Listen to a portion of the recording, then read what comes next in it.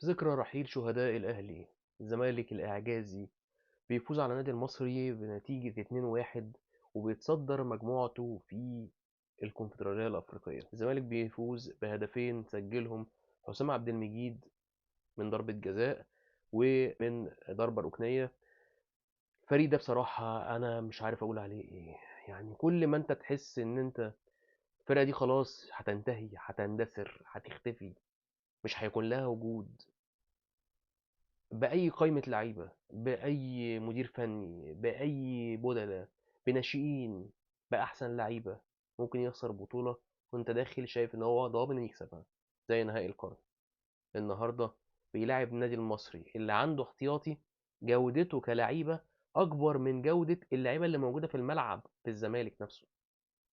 صفقات كتير بتيجي بايظة، عنده أزمات، عنده إيقاف قيد 10 قضايا، ومع ذلك الزمالك بينجح إنه يفوز ويتصدر مجموعته في الكونفدرالية الأفريقية. مش كده وبس، لما تبص عليه في الدوري ما شاء الله لا قوة إلا بالله، تلاقي النادي الزمالك ماشي بشكل كويس جدا.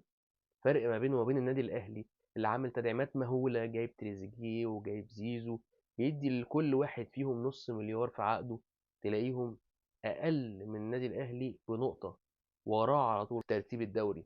حاجة أنا شخصيا ما عنديش تفسير ليها، وأي شخص فاهم في الكورة أو بيتكلم في الكورة هو ما عندوش تفسير لحالة نادي الزمالك. ازاي النادي ده مكمل، ازاي النادي ده بيكسب، ازاي النادي دوت بيعدي بالازمات دي كلها ولسه واقف على رجليه. انا ما عنديش تفسير ليها غير انه بفضل الله ثم جمهور الزمالك. يلا على الماتش. السلام عليكم ورحمة الله وبركاته، أخباركم إيه؟ يا رب تكونوا في أفضل صحة وفي أفضل حال. نبتديها بسم الله والصلاة والسلام على سيدنا محمد وعلى آله وصحبه أجمعين. الزمالك بيفوز على المصري العظيم الكبير، نادي فريق كويس جدا على المستوى الخططي وعلى المستوى الجماعي وعلى المستوى الفردي في كل لاعب في كل مركز، من اول حارس وحيد لقدامه كريم العراقي وباهر المحمدي واحمد ايمن منصور، وعندهم دغموم، وعندهم واحد اسمه محمد حسن عالمي، نص اسمه ايه صلاح محسن. لا، فرقه كبيره جدا، عندهم عمر الساعي، عندهم محمد الشامي، عندهم لعيبه كبيره جدا دكه واساسي. والزمالك ايقاف قيد، مفيش مستحقات، ارض مسحوبه، بيقدر يفوز الزمالك على المصري بعد ما كان موقفه متأزم قبل الماتش ده على طول. كايزر تشيفز كان بيلعب وفاز وبقى هو المركز الثاني. الزمالك النهارده بيفوز على النادي المصري عشان يبقى هو اول مجموعه في الكونفدراليه. وزي ما قلت لك في المقدمه، انا بصراحه مش عارف النادي ده ايه. بجد بجد حاله غريبه. الواحد لما كان قبل ما يكون يخش السوشيال ميديا ووقت التشجيع ووقت الكلام ده كله مش حاسس نادي بيكسب نادي بيخسر مش فارقه له. لكن لما تلاقي حالة زي كده، حالة محتاجة دراسة، حالة محتاجة تتعرف ايه يا جماعة، ده النادي ده مكمل ازاي، النادي ده واقف على رجله ازاي. انا مش عايز اطول كتير في المقدمة لاني قلت تقريبا فيها كل حاجة. قبل بس ما اخش تفاصيل الماتش، عايز ادعي لشهداء النادي الاهلي وشهداء بورسعيد ال 74 في الجنة ان شاء الله. ربنا يرحمهم ويغفر لهم ويجعل معاهم الجنة. وعايز رجاء من المسؤولين عن الرياضة عامة وجمهور النادي الاهلي تحديدا، يا جماعة خلاص بقى، يعني خلاص، خلاص نفسنا ترجع الامور عادي. عمر الحياه ما هتقف على حادثه. انا مش بقلل من الناس اللي ماتت، الله يرحمهم ويغفر لهم ويجعل معاهم الجنه، لكن الجرح هيفضل مفتوح لغايه امتى؟ كان في قضيه والمفروض الناس اتحاسبت، واللي مش هياخد حسابه في الدنيا هياخد حسابه في الاخره. وممكن تكون دي وقيعه، ما ينفعش ان احنا نبقى ولاد بلد واحده وتبقى لسه الخلاف ده موجود لغايه دلوقتي وجرح مفتوح لسه لغايه دلوقتي. وتخش تشوف التعليقات اللي موجوده على البوستات في السوشيال ميديا، الناس عماله بتشتم بعض وتغلط في بعض، اذا كان جمهور مصر ولا جمهور النادي الاهلي. خلاص بقى، خلاص بقى. ومش فاهم ليه مفيش حد طالع بيتكلم وبيهدي الدنيا وبيقول للناس خلاص. يعني المفروض ان احنا عدى وقت، لسه حتى الان موجوعين على اخواتنا وهنفضل موجوعين على اخواتنا اللي ماتوا في حادثه بورسعيد. ربنا يرحمهم ويغفر لهم ويجعل معاهم الجنة ويصبر أهلهم. الزمالك النهاردة ابتدى ب محمد صبحي في حراسة المرمى. عواد للماتش التاني أو التالت بيتم استبعاده بره القايمة خالص. وخلاص هو انا بالنسبه لي يعني لو ما مشيش في نص الموسم غالبا طول ما جون ادوارد موجود عواد مش هيكمل للموسم الجاي غالبا. دي توقعات بس مش اكتر. طلع محمد صبحي في حراسه المرمى قدامه الونش وحسام عبد المجيد، اتنين مساكين. على اليمين محمد ابراهيم، على الشمال الخضري. في نص الملعب بيلعب محمد السيد ومحمد اسماعيل. قدامهم ادم كايد، على الشمال شيكو بنزا، بيضم للقلب شويه اخوان بزيرة، وقدامهم مهاجم عدي الدباغ. فنيا مفيش كلام كتير يتقال، الاستحواذ كان اكتر النادي المصري، وده شيء متوقع بتشكيله النادي المصري اللي موجوده وبالاستقرار اللي انت فيه النادي المصري وتشكيلته الاساسيه والاحتياطيه.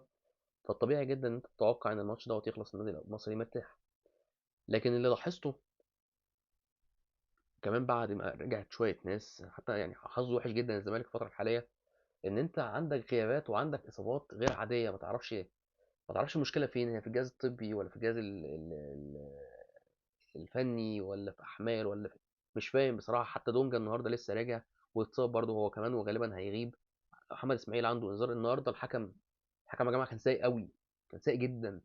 يعني المفروض انت بتحط الفار علشان الاخطاء التحكيميه، فالحكم سيء جدا. وحكم فار وفار مفيش. فالموضوع صعب جدا، واخطاء تحكيميه كتير قوي. المصري كان ليه ضربه جزاء، نادي الزمالك اتحسبت عليه ضربه جزاء مش ضربه جزاء. بجد حاجه صعبه جدا.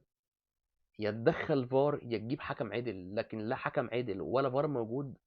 الوضع النهارده كان كارثي. وطبعا اللي عايز يعمل حاجه بيعملها، عارف انت تحس ان انت بتلعب في الشارع مش في حجز خماسي. حتى في الحجز الخماسي فاول بيديك فاول، فاهم. لكن اللي كان موجود حاليا لا يمت للتحكيم بصله. حكم سيء جدا. ولما هو ده يعني اللي اعرفه مثلا ان في اي دوري الحكام الدوليين اللي بياخدوا الإشارة الدولية دي وبيطلعوا يحكموا في بطولات أفريقيا وبيحكموا في البطولات الكبيرة، المفروض إن دول صفوة حكام بلدهم. فلما يكون الحكم ده اللي أنت شايفه بالمستوى التعبان ده هو صفوة الحكام في بلده، أمال باقي الحكام مستوياتها عاملة إزاي؟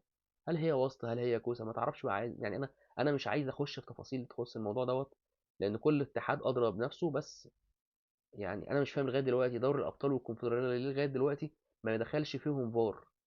ليه لغايه دلوقتي ما فيش اهتمام بالتحكيم بجد؟ لغايه دلوقتي مفيش حكام تقال خرجوا من افريقيا يحكموا ماتشات مهمه في كاس العالم مثلا.